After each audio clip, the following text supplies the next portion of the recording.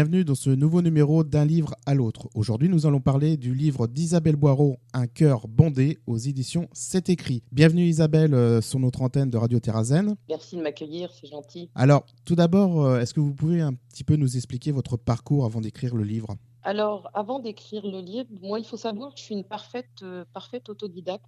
Donc, j'ai commencé à travailler dans une agence de communication. Et comme à l'école, je rentrais pas dans des cases, j'ai commencé en bas de l'échelle en tant que sténo-dactylo. Et j'ai terminé en tant que directrice informatique avec 600 postes en réseau. Parce qu'à l'époque, quand j'ai commencé sur les Mac système et il n'y avait pas de disque dur. Et en fait, je me suis complètement formée en interne, idem sur les réseaux. Et j'ai mis en place le service informatique et j'ai terminé, comme je vous disais, avec une équipe d'une dizaine de personnes avec 600 postes en réseau. De là, j'ai eu mon petit garçon à l'âge de 32 ans et les horaires n'étaient absolument pas compatibles avec mon deuxième maman, mon deuxième métier, celui de mère. Donc du coup, j'ai négocié un départ où je suis plutôt très bien partie. Et après, comme je rentrais toujours pas dans des cases, c'était compliqué de rechercher du boulot et comme j'étais spécialisée en Mac, à part, la presse, la pub et tout, j'étais quand même vachement limitée et je voulais surtout pas retourner dans ce domaine parce que je savais que les horaires étaient vraiment, pas du tout possibles avec, mon petit garçon et donc du coup, j'ai travaillé avec mon ex-conjoint dans un cabinet, d'administrateur d'entretien. Donc comme je suis autodidacte, ça permet de repartir à zéro et de pas avoir peur d'apprendre et j'ai été pendant 12 ans gestionnaire de copropriété. Donc je faisais des assemblées générales tous les soirs. Voilà, j'ai appris énormément parce que je bossais avec des avocats, des notaires, des architectes. Moi, je suis plutôt quelqu'un de terrain et donc voilà et en 2007, j'ai donc été, concernée par un premier cancer du sein et à force de faire des assemblées générales, je me je commençais à me dire: «Mais qu'est-ce que tu fais là?» Je me faisais enguirlander tous les soirs par des copropriétaires qui étaient pas contents. Moi, je venais de guérir et je me suis dit: «Tu peux pas rester là» et c'est à ce moment-là que j'ai décidé de quitter la société et d'écrire mon livre. D'accord, merci pour ce parcours bref. Alors justement, comment vous est venue l'envie d'écrire ce livre, Un cœur bandé? Alors, comment m'est venue l'idée? Que je me souvienne pour être la plus juste possible. En fait, après avoir guéri du 1er cancer, j'ai eu une récidive. C'est-à-dire que j'ai récidivé sur le sein que je n'avais plus. Il y a 2 de récidive et avant d'avoir cette récidive, donc les médecins ne savaient pas comment me soigner, ils n'avaient jamais vu ça, ils ne savaient pas si la chimio allait fonctionner. Moi, je m'étais posé une question parce qu'avant cette récidive, j'avais le bras qui s'était paralysé, j'avais eu plein d'abcès et je me suis posé la question, je me suis dit: «Mais si c'était moi qui inconsciemment me l'étais créé?» Donc quand j'avais commencé à en parler à mon kiné, à mes médecins, ils disent: «Non, c'est pas prouvé et cetera scientifiquement», mais moi ça me turlupinait. C'est-à-dire mon corps avait été capable de paralyser complètement mon bras gauche. J'avais fait une conversion hystérique, hein, suite à un choc émotionnel et donc 3 mois après, j'avais récidivé et là, j'avais vraiment fait le lien entre tout ça et donc du coup, j'avais commencé à acheter pas mal de bouquins, donc sur la loi de l'attraction, beaucoup de bouquins de Lise Bourbeau et cetera et j'avais lu un bouquin qui a été le déclencheur, en fait, de ce chemin un petit peu spirituel, qui a été Le Secret et quand j'ai lu Le Secret, j'ai compris pourquoi je m'étais guérie et du coup, je me suis dit: «Je vais appliquer tout ça dans ma vie personnelle et dans ma vie professionnelle».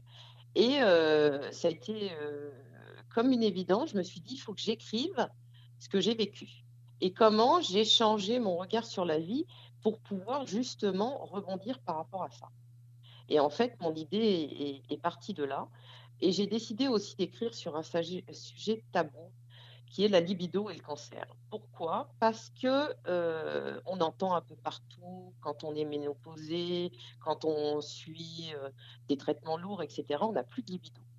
Et moi, en fait, mon compagnon m'a rendu ma liberté après la guérison de mon 1er cancer et j'avais une obsession pour me rapproprier ma féminité, puisque j'avais subi l'ablation et la reconstruction, c'était de refaire l'amour avec un homme et c'était devenu obsessionnel.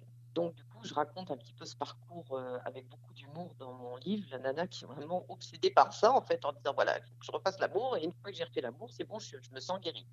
Et donc j'ai rencontré, un homme avec qui j'ai eu pas mal, d'aventures. Puis après j'ai eu pas mal d'amants, histoire de dire, avec lui ça marchait, est-ce que ça va marcher avec quelqu'un d'autre?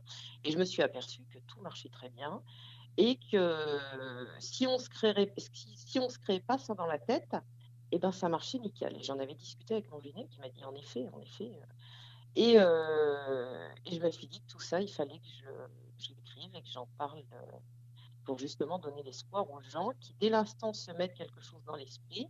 Ça, c'est comme un enfant, vous dites: «Faites attention de ne pas renverser le verre». Qu'est-ce qu'il fait? Il va faire renverser le verre. Si moi, on m'avait dit, «Il y a pas de libido» et cetera, j'en aurais pas eu. Et en fait, l'idée sur la libido, au départ de mon livre, c'était pas vraiment ça. Et j'ai une collègue avec qui je bossais à l'époque qui était venue me voir et qui me dit: «Avec tes traitements, est-ce que tu as de la libido?» Et c'est à ce moment-là, je me dis: «Mais pourquoi elle me dit ça?» Et j'ai commencé à regarder un petit peu sur internet ce qu'il disait et en effet, j'ai vu ça et je me suis dit: «Mais ça sort d'où?» Et parce qu'en fait, qu'il faut savoir quand même, je vais le dire haut et fort, hein, le cancer n'est qu'un révélateur de problèmes qui existent dans le couple, hein. Soit ça soude, hein, ça rapproche, ou soit on explose parce que c'est compliqué, pour la personne qui nous accompagne de vivre ça. Moi, j'étais avec quelqu'un qui était hypocondriaque, avec qui on s'entendait pas plus que ça. Ça faisait 21 ans qu'on était ensemble, donc forcément, au lit, c'est moins ça, hein. Donc, il faut quand même appeler un chat un chat. Et donc, voilà, donc le cancer ne révèle que des problèmes et des blessures qui sont cachées. C'est pour ça que j'ai décidé d'écrire sur ce sujet. Et je me suis beaucoup amusée à écrire d'ailleurs là-dessus. D'accord. Et on peut dire en fait que ce livre est une autobiographie? Ah, c'est totalement mon parcours, en fait. C'est-à-dire que c'est toutes mes recherches.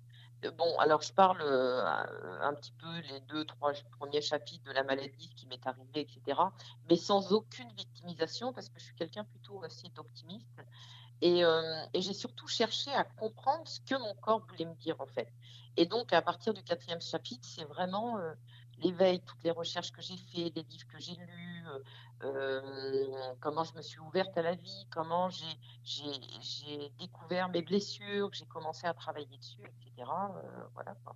Vous parlez aussi des techniques que vous avez découvert parmi vos lectures qui vous ont aidé à... Exactement, exactement. Oui, je détaille en fait, si vous voulez, quand moi je lis un livre, et c'est toujours le cas en même temps, je fais pas un copier-coller, hein. C'est-à-dire que je prends ce dont je suis en résonance, qui me parle, et je l'applique immédiatement dans ma vie.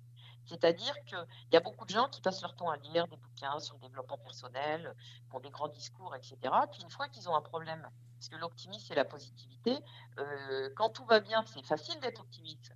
Mais c'est justement face à une épreuve, comment je fais pour rebondir.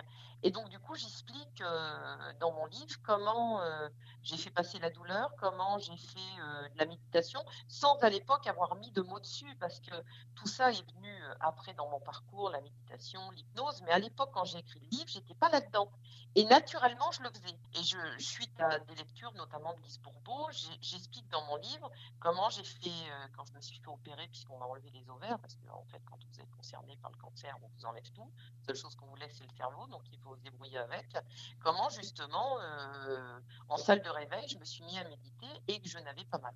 Idem pour le casque, c'est-à-dire que quand on est en chimio, euh, moi je m'étais aussi dit que je voulais pas perdre mes cheveux. Et moi, mon chimiothérapeute m'avait fait porter un casque à moins 21 degrés sur les cheveux, qui dégèle et qui évite justement au produit de pénétrer, de faire tomber les cheveux.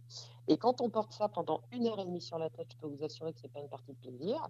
Et donc, dans ces cas-là, je faisais de la pleine conscience, je me mettais en méditation, mais je vous dis, à l'époque, j'avais pas mis de mots dessus, hein. Je faisais naturellement en fonction de ce que j'avais pu apprendre dans les livres qui parlaient à mon cœur, à mon âme. Après, on met le mot qu'on veut, hein. Moi, j'ai pas de dogme, hein. Donc voilà, et à chaque fois, ça fonctionnait. Donc c'est pour ça que, en effet, dans mon livre, je détaille toutes les petites clés qui, moi, m'ont permis justement d'ouvrir des portes et puis de passer la douleur et puis de voir les choses totalement différemment. Eh bien, merci Isabelle Boiron pour avoir un petit peu parlé de votre livre.